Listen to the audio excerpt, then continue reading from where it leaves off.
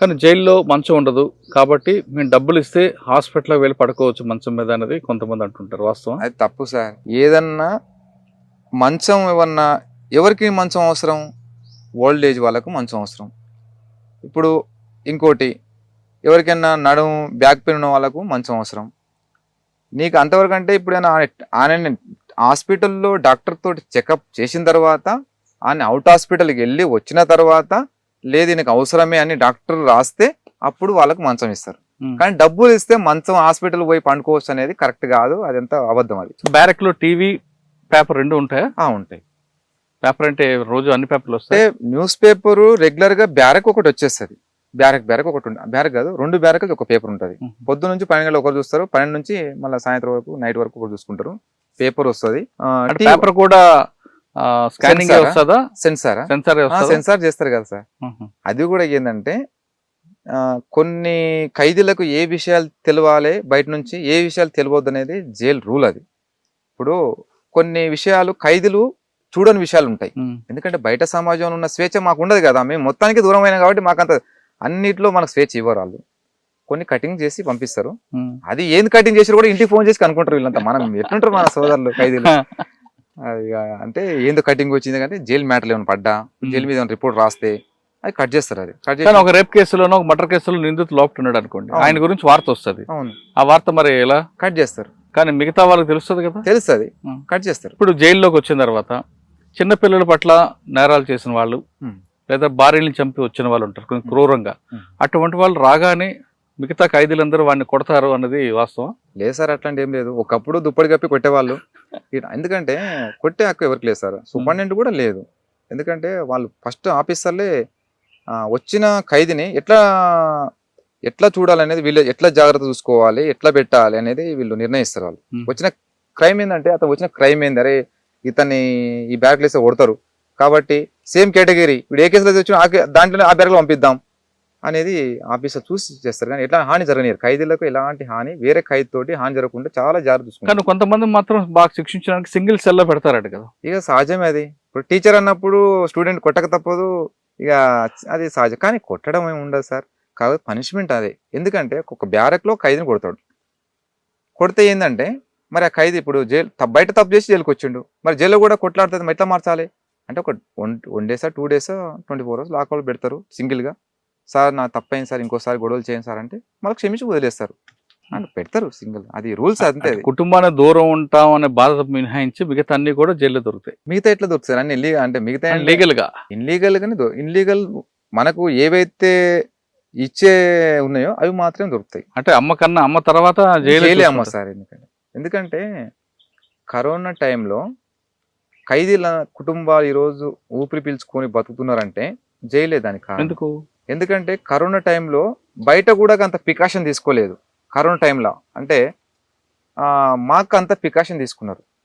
Superintendent Sampath sir ఉండే అనే ఎక్కడ ఖైదీలను అక్కడ మొత్తం ఎవరి బ్యారక్లు అక్కడ పెట్టేసి వాళ్ళకు రోజు ఏది మన చెకప్లు చేయడము, తర్వాత మనకు ఏదన్నా కొంచెం సిమ్టమ్స్ ఏమైనా ఉంటే కూడా ఎంబడే అంటే బయట కొంచెం హాస్పిటల్ బయట పంపేది కాదు, కాకపోతే కొంచెం జాగ్రత్త తీసుకునేది. ఇంకోటి అక్కడ ఏంటంటే అది కొంచెం లిక్విడ్ ఇచ్చేది, అంటే బ్లాక్ ఉంటుంది. అంటే అది బయట తాగి రోజు లేదు కానీ మేము మాకు ప్రతిరోజు ఇచ్చారు. అది ఇది కషంలా ఉంటుంది బాగా, బూస్ట్ అంటే ఎనర్జీ కోసం. అట్లా మేము చాలా బాధపడ్డాం.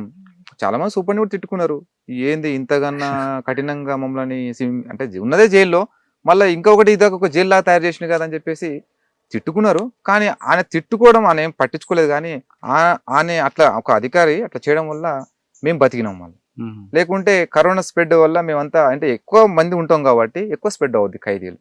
అట్లా కాకుండా ఏ బ్యారక్ ఆ బ్యారక్ సపరేట్ పెట్టేసి ఫుడ్ కూడా ఆడికే వచ్చేది.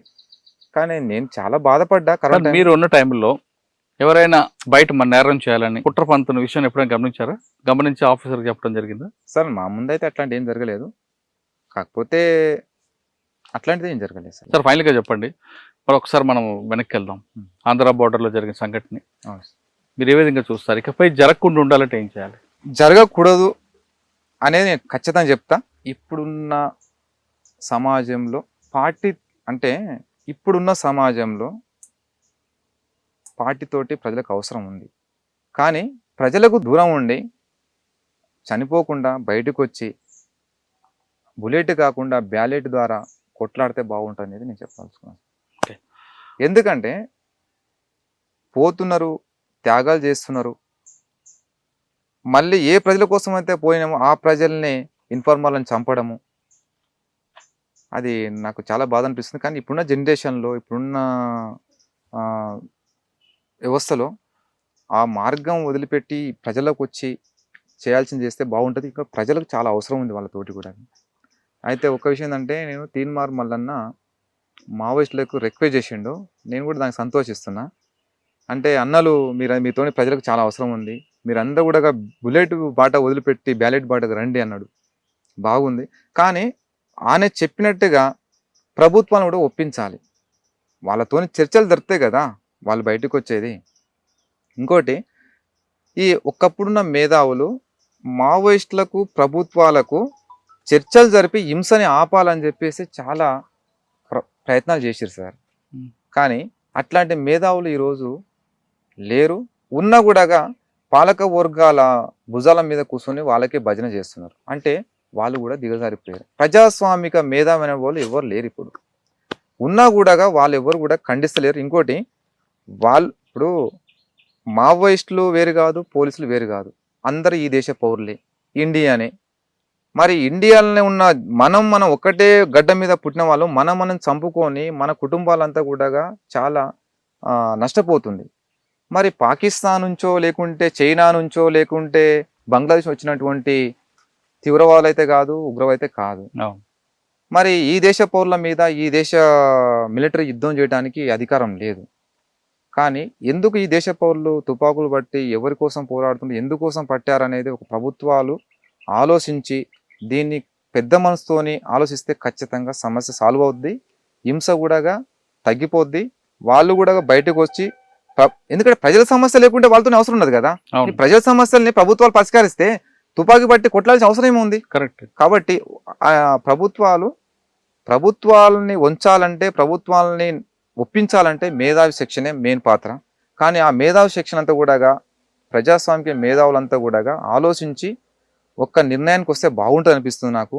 ఛత్తీస్గఢ్లో కానీ ఇంకా వేరే వేరే రాష్ట్రాల్లో కూడా వందల మంది ఆదివాసీలు కుప్పలు రాలిపోతున్నారు సార్. అంతా ఆ రక్తం అంతా ఈ దేశ ప్రజలదే కదా, చంపేది ఈ దేశ ప్రజలు చంపుతారు. మరి అంటే మన కంట్లో మనమే ఏళ్ళు పడుచు చనిపోతే ఎవరికి నష్టం? ఇద్దరికి నష్టమే, మనకి నష్టం. కాబట్టి అది ఏ సమస్య మీద అయితే ఉద్యమాలు, ఏ సమస్య పోరాటాలు జరుగుతున్నాయో దాని మీద ఖచ్చితంగా సార్ కేంద్ర ప్రభుత్వాలు, రాష్ట్ర ప్రభుత్వాలు ఆలోచించి వాళ్ళని సమస్యని పరిష్కరిస్తే, ఏదైతే వాళ్ళు దేనికోసం అయితే పోరాడుతున్నారో ఆ సమస్య పరిష్కరిస్తే బాగుంటుందనేది నేను ప్రభుత్వాలకు, పోలీసు యంత్రాంగాన్ని చెప్పదలుచుకున్నా. ఇంకోటి, ప్రభుత్వాలు కూడా చాలా తప్పు నిర్ణయాలు తీసుకుంటున్నారు. మావోయిస్టులు చర్చలు అన్నప్పుడు మావోయిస్టుల నోటి నుంచే చర్చలని వస్తుంది. మరి చర్చలు అన్నప్పుడు ప్రభుత్వాలు ఏం చేయాలి? సరే రండి, మీ సమస్య ఏదైతుందో చెప్పండి, దాని మీద మనం కూడా కూర్చొని మాట్లాడుకొని పరిష్కరించుకుందామని చెప్పాలి. కానీ చర్చలని వాళ్ళంటే సరే అంటుంది, వాళ్ళు ఎన్కౌంటర్ చేస్తుంది. ఎగ్జాంపుల్గా మల్లోజుల కోటేశ్వరాల కిషన్జీ తను పశ్చిమ బెంగాల్ ప్రభుత్వం అధికారం రాకముందు, మమతా బెనర్జీ అధికారం రాకముందు ఏమన్నది, మావోయిస్టులతోటి నేను చర్చలు జరుపుతున్నది. అక్కడ కొంచెం ఏ ఫ్రీడమ్, ఆమె ఓన్లీ కమ్యూనిస్ట్ పార్టీని కూల్చడం కోసము మావోయిస్ట్ పార్టీ నినాదం తీసుకొచ్చి అక్కడ కమ్యూనిస్ట్ని, రివిజనిస్ట్ పార్టీని అక్కడ కూల్చింది. అక్కడ కూల్చి ఇక్కడ తృణమూల్ కాంగ్రెస్ పార్టీ అధికారం వచ్చింది. మరి వచ్చిన తర్వాత ఏం చేసింది? కిషన్జీని, అయితే కిషన్జీకి మద్దతుగా, ప్రభుత్వానికి మద్దతుగా ఎవరు, సామాజిక కార్యకర్త స్వామి ఇగ్నేష్ అని అతను, లేదు నక్సల్స్ని మొత్తం కూడా బయటికి రప్పించాలి, వాళ్ళు చేసే పోరాటాలని కూడా, అంటే వాళ్ళు ఏ సమస్య మీద పోరాడుతున్నారో వాళ్ళందరినీ కూడా ఆ సమస్య మీద ప్రభుత్వాల ముందు పెట్టి వాళ్ళతో చర్చలు జరిపి శాంతియుతం చేయాలని చెప్పేసి సామాజిక కార్యకర్త స్వామి విఘ్నేష్ ప్రయత్నం చేస్తే, అప్పటికి ఈయన స్వామి విఘ్నేష్ కూడా మల్లూరు కోటేశ్వరరావు లెటర్ రాసిండు. ఈయన రాసిన లెటరు, అంటే ఫస్ట్ కిషన్జీ రాస్తే మల్లోజుల ఈయన స్వామి విఘ్నేష్ కూడా లెటర్ రాసిండు. ఆ లెటర్కు రిప్లై రాకముందే కిషన్జీని చంపేసింది. అంటే నీకు చంపకుంటే నీకు సమస్య అనేది సాల్వ్ అయ్యేది కదా. అంటే ప్రభుత్వాలు కూడా అంటే నక్సల్స్ చర్చలు అన్నప్పుడు ప్రభుత్వాలు ఆలోచించి చర్చలు చేస్తే హింస అనేది ఉండదు, ఇంకో శాంతి నెలకొంటది. కానీ చర్చలన్నీ వాళ్ళు చెప్పంగానే వీళ్ళని చంపడం అనేది కరెక్ట్ కాదు. చర్చల పేరు మీద చంపి వాళ్ళని నిర్మూలించడం అనేది కరెక్ట్ కాదు. వాళ్ళందరినీ కూడా బయటికి తీసుకురండి. తీసుకొచ్చి వాళ్ళు ఏ సమస్య మీద అయితే పోరాడుతున్నా ఆ సమస్యను పరిష్కరించి ప్రజలలో కలపండి. వాళ్ళు కూడా బయటకు వచ్చి ప్రజాస్వామ్యబద్ధంగా ఓటు ద్వారా ప్రజల్ని ఒక నవనిర్మాణ మార్గంలో తీసుకుపోతే బాగుంటుందనేది నేను అనుకుంటున్నా. ఇప్పుడున్న పాలకులు కొంతమంది ప్రజలకు న్యాయం చేయాలని పోరాడుతున్నారు, కొంతమంది దిగజారిపోతున్నారు, అంటే ప్రజలకు ద్రోహం చేస్తారు. కాబట్టి అట్లా కాకుండా వాళ్ళకి నక్సల్స్ గిట్ట బయటకు వచ్చి ఓట్లలో గెలిస్తే ప్రజలకు ఖచ్చితంగా 100% సామాజిక న్యాయం జరుగుతుంది ఖచ్చితంగా.